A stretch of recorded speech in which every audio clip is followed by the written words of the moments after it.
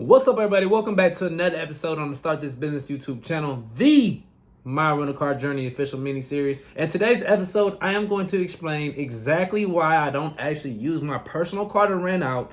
As much as I brag about renting your cars out and how good this business is, I'm going to go into detail and discuss exactly why I don't actually rent out my personal car. So make sure y'all stay tuned, because after the intro, we're going to dive right into it. Let's get it.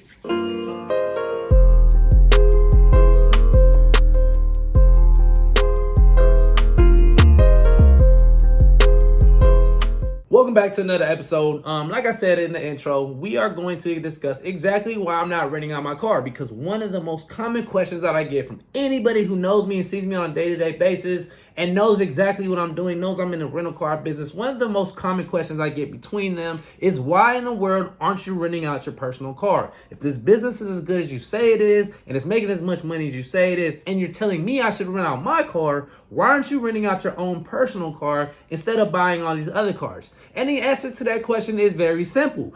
I drive a high-powered muscle car, an SRT, Hellcat, Camaro SS, a high-powered Mustang, even though I don't think there's a such thing as a high-powered Mustang. Y'all know how I feel about Mustangs. Y'all know, you know what I mean? Those cars are kind of terrible. But I know some of you guys like them, so I'm not going to go too much into detail on why I don't like Mustangs. But in the day, it's still considered a muscle car, and it is a car that people will abuse. Nobody are renting these cars out to look nice in. Nobody's renting out an SRT or a Hellcat to go to a nice event, or to go on a nice date, or to simply just to come in town and want something to drive around. People are renting these cars out to do some damage. I mean, these cars are known to go extremely fast. So that is the reason why I'm not renting my car out, because I'm just going to be honest. For one, I tell people all the time, do not get into this business if you are emotionally attached to your vehicle. I'm emotionally attached to my vehicle. I mean, I bought my car brand new back in 2016, way before I even started doing this business. So it wasn't even on my mind at the time. And of course, I've grown feelings. And again, I'm a car person. I love cars. I mean, that's who I am. I just love cars. I love being around cars, trucks, whatever. I love them. And when I bought my car initially, I bought that car because it's something I wanted for myself. I had no intention on renting out. I didn't even know about the rental car business at the time. I just went ahead and got the car because I liked it. And of course, I started modifying it. I started, putting things on. I started putting more money into the car, which at this point in time, if I rented out my car, I would be nervous the entire time. For one, again, it's a very high-powered car. So I already know what's going to happen. People aren't going to be renting my car to go the speed limit. They are going to abuse the speed limit, do donuts, all type of different things. Two, I have airbag suspension on my car, which is very expensive, and a lot of people do not know how to operate it. And if something were to happen to my airbag suspension, because it's an E level, so that means my car is always trying to balance out. And sometimes there's things that happens with the sensors, and if you don't know what you're doing, you can mess it up, and which will cost a lot of money. So that's number two. Number three is, I don't even know if I already said it, but once again, I'm emotionally attached to the damn car. I can't have it out. I just can't have it. Now, if I would have got this car, let's say I would have started this business, and say I go get another one. If I go get another car specifically for this, I would probably feel a little bit more comfortable, because, I'm coming in with that mindset that I'm not going to get attached to this car. It's going to be rented out. And therefore, if something happens to it, of course, we have insurance. We have things that can take care of it. That's fine. That's good. That's all said and done. We can have that. We can afford to have things happen to it. That's cool. But it's a little different when you have personal attachment to a vehicle to let it go out and get rented. For example, here's another. Again, and I was really contemplating this, guys. Like, I'm being so serious, because the thing that I did not want to do is I felt like me getting into this business, or once I did get into this business and I started seeing how fast my cars were getting rented out, I really felt like I was like kind of sitting on a bag. Like, I was like, man, I'm wasting an opportunity in my garage, which was a car, by not renting it out. Like, I'm really just sitting on a bag right now. Like, this is ridiculous. So I was contemplating on putting on a platform, even if it was only for like a couple, not for everyday rental, maybe like 2 weekends out of the month, make some good money, pay for it, let the car pay for itself, all that good stuff, until I saw I'm in a Facebook group that is, specifically geared towards Turo hosts.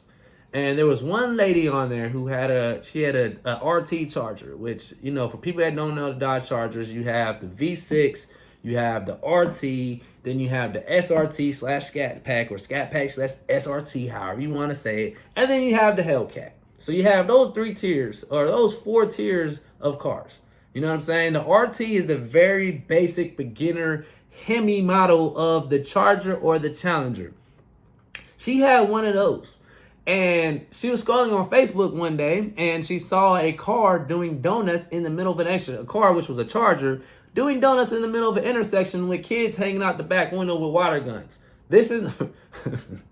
I know a lot of people are going to be thinking I'm making this story up. This story is 100% true. And if there's any way, which probably there's not because it was, you know, a few months ago. If I can go back and find that post, I promise you I would drop it in this video. I'm just not sure if I can or not, so don't take my word for it. But if I can, I'll make sure I drop it in this video. But again, she was scrolling down and she saw the kids hanging out the back windows with the water guns, doing donuts in the middle of an intersection, and a busy intersection too. Let me remind you, this wasn't something that was shut off for like a car show or anything like this. This was an actual intersection where there's a whole bunch of cars lined up in traffic and recording this person doing a donut. And the lady said, "It looks like my car." And then as she looked standing closer, she realized it was her car. That was my confirmation right there. That was my confirmation as I was seriously contemplating on putting my car on a platform. That was my confirmation. Like, no, this is not a good idea. Like, this is not a good idea. Yes, you can make some money. Yes, I can probably have successful rentals, but eventually something would happen to my car. It's guaranteed. Every person that I've heard has a high-powered muscle car, specifically a Charger or a Challenger, either 1, the car gets stolen, or 2, the car is damaged. I can't have none of that. I can't have none of that. I'm sorry, I'm attached to my car. I mean, this is what it is. And that was another one of my points is these cars are one of the highest targeted cars to be stolen. And it's been like that for a while. I've been driving Chargers now since like 2014. And even my very first Charger I got, which was a 2011 RT. Even my very first Charger that I ever got, when I got it at the time, even at that time, it was known to be a highly targeted car and very easy to steal, which is crazy that this is actually still occurs. I mean, I just talked to somebody the other day that told me that she had her car stolen out her driveway, and she had a 2020 wide-body Charger. And someone just broke right into it, didn't break anything, just broke right into it and drove off. So, Dodge, I really need you to get on your job, because this is crazy that, you know, you guys made a car back in 2011, and almost a decade later, it's still one of the most easily stolen cars. And maybe it's because people like these cars. They're always figuring out ways to steal these cars. I don't know, but I mean, it's just weird that these cars are still one of the most high targeted or easiest cars to steal, even 10 years later out of production. I don't get it. But that is another reason why. So, you know, putting my car on a platform is just allowing a lot of people to come into play to be in a position to steal my car. You know, and that's again, you know, I'm emotionally attached to it. I put a lot of work and I put a lot of money into this car. So it's something I'm just not comfortable doing, or the risk that I'm willing to take, even though it's a good opportunity and it's a good money maker. Now, one possibility I am thinking about doing with the car is making it available for like for bookings for music videos or something like that, where I can actually be present, where I will be there. It'll be for a couple hours and the car will not actually be driven. But as far as like renting the car out, I'm not doing it. And I strongly suggest you guys, again, don't take my word for it. You guys can go out and do whatever you want to. But I'm just telling you, if you trust me enough to watch this video or to get this far in my series, then hopefully you guys understand I'm going to give you guys good information. And when I tell you, do your research. Just don't take my word for it. Do your own research and get into, there's a Turo host group on Facebook that anybody can get into if you're a Turo host. And you guys can see some of the stories. Like, yo, just like put a V8 Dodge Charger on there or Challenger and just see the type of feedback that you guys will get. A lot of it's going to be negative. And again, I don't want to scare you guys. I just want to be real with you and just be honest. And that's the reason why I'm not putting my car on there, because it's just, again, yes, I might have some successful trips at first, but something negative is almost bound to happen with it. And I'm just not with that. I'm just not comfortable because, again, when I purchased my car at the time, I wasn't purchasing it to rent out. Now, again, like I said before, if you do get a high-powered car and your intention is to rent it out,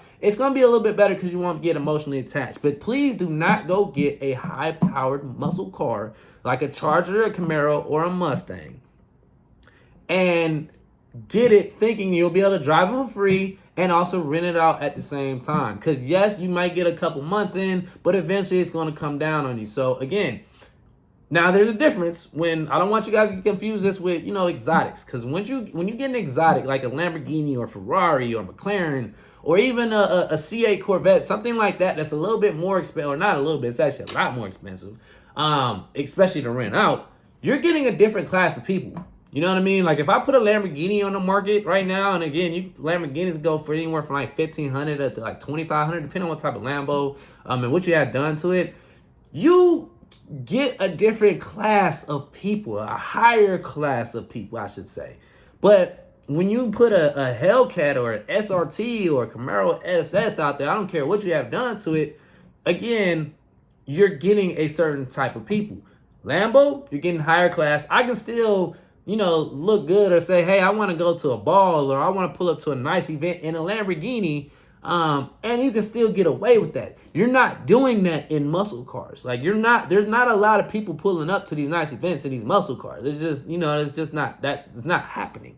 Not saying it's impossible because I would be the type of person to do it, but I'm just telling you right now, as a host and as someone that's had plenty of experience and I've done my due diligence, I'm just letting you know it is a bad idea. So one thing you can do, I'm not saying stay away from the muscle cars if you like them personally, because I still have mine. I still have one. But my car's also being driven for free because I have other cars taking care of it. And I'll do another video to break that down as well too, so you guys can see exactly how I place other cars in position to be able to take care of this car. So I am driving it still for free. I'm just not renting it out. And again, I'll do a video going in a little bit more detail on how you can do that as well. But again, the purpose of this video is just to kind of answer the question and go into detail on exactly why I'm not renting out my car. So again, just to recap, one, the type of people that I'll be attracting by putting it on the market is not what I'm looking for. If I did, and again, I'm not going to do it, but if someone does do it, I would say put an age requirement on there. Most definitely make sure you put an age requirement. Probably nobody under the age of 30. I'm sorry if you're watching this and you're under 30. I'm just being honest with you. I probably wouldn't allow not one single person under the age of 30 drive my car if I did, but I'm not going to do it. But this is, again, my advice to you guys. Put an age limit on there. But two, my car is one of the most highest targeted cars, well, at least in Georgia. I don't know how it is in your state, but at least in Georgia, the Dodge Charger and the Dodge Challengers are one of the most highly targeted cars to be stolen. So that's another reason why I'm not going to put it on there. And the third reason, simply because I'm emotionally attached. It is what it is, and that's the number one rule of this business. Do not list any cars that you're emotionally attached to on the platform, or it's just going to be a bad idea. So these are the top 3 reasons on why I'm not renting my car out. As much as I know I can probably make a couple dollars off it, these are the reasons why I decided not to put my car on the platform and why I'm sticking to using other cars, not my actual personal car that I drive. So I hope that makes sense, and I hope I explained that question or gave a good enough answer to a lot of you guys that's been asking me that. And again, as always, I appreciate the love. I appreciate all the support, all the comments, all just the likes, and all the love that I've been getting since I started this channel, man. It's really appreciated. I'm gonna see you guys on the next episode. Let's get it. Peace.